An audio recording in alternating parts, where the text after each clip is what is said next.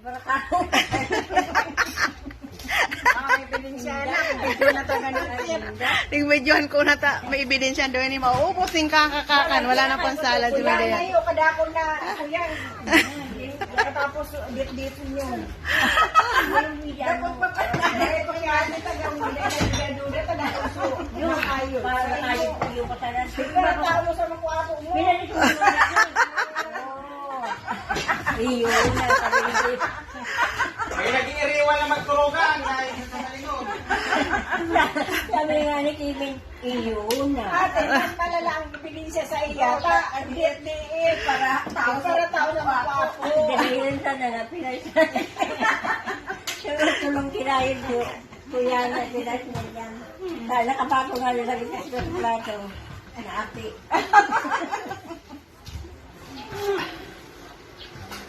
Alam kaya, malambot pa. Huwag kakanong malambot.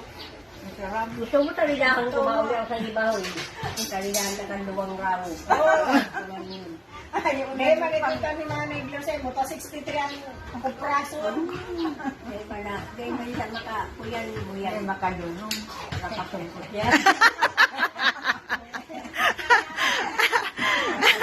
Nakakulugan na nila sa oras si Uncle Glor. Dami naman sa ni Nanay Glor kung palayasong ka. Kung kaya ka, hindi masuway kami. Uli lang yung sa Barang Domingo. Kuya Diyos ang kuyan ko, nanging buot. Ano, hindi naman ako ni Clarissa, hindi naman ako duman habuan. Habuan niya ako sa, kuya sa basod ako. Tanong-tanong pa niya ako. Kung parehas pa lang kita. Ano niya ako nakasuran ko. Tanong kamuting kahon. Minsan, nagpasuhay na talaga kami tunay.